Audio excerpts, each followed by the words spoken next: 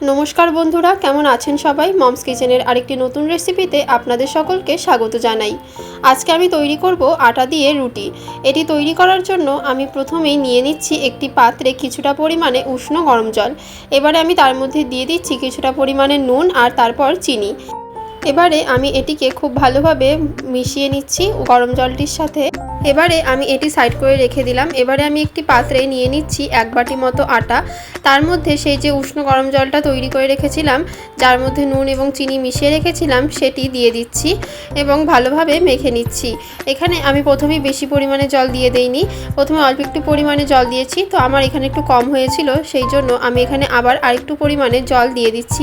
এবারে আমি এটি ছোট ছোট 4টি লেচি তৈরি করে নিলাম এবং সাইড করে রেখে দিলাম।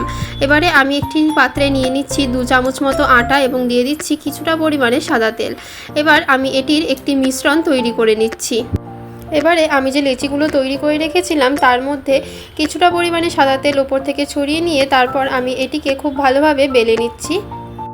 তারপর তৈরি করে রাখা মিশ্রণটি আমি এর ওপর দিক দিয়ে ছড়িয়ে নিয়ে খুব ভালোভাবে এটির গায়ে লাগিয়ে নিয়ে তারপর এটিকে ঠিক এইভাবে রোল করে নিলাম এবং তারপর আবার পুনরায় সেই মিশ্রণটি এর ওপর দিক দিয়ে লাগিয়ে দিলাম। তারপরে আমি ঠিক এইভাবে পেঁচিয়ে নিচ্ছি এবং একটি ছুরির সাহায্যে আমি এটিকে ঠিক মাঝ বরাবর এইভাবে কেটে নিলাম এবং এরকমভাবে আমি তারপর এটিকে বেলে নিচ্ছি।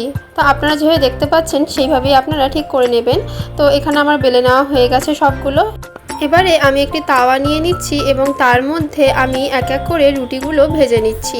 তাওয়াটা আমি প্রথমে একটু গরম করে নিয়েছি আর এখানে কিন্তু আমি তেল ছাড়াই ভেজে নিচ্ছি। তো এখানে অল্প অল্প করে আমি সবগুলো রুটি খুব ভালোভাবে ধীরে ধীরে ভেজে নিচ্ছি। ব্যাস, আপনাদের সাথে কথা বলতে বলতেই তৈরি হয়ে গেল আমাদের এই রুটি। রেসিপিটি যদি আপনাদের ভালো লাগে তাহলে অবশ্যই বাড়িতে একবার ট্রাই করবেন এবং আমাকে কমেন্টে জানাতে ভুলবেন না যে আপনাদের কেমন লাগলো। ভিডিওটি যদি আপনাদের কিছুটা ভালো লেগে থাকে তাহলে অবশ্যই একটি লাইক করে দেবেন। আমার চ্যানেলের রেসিপিগুলি যদি আপনাদের ভালো লাগে তাহলে অবশ্যই আমার চ্যানেলটিকে সাবস্ক্রাইব করে দেবেন।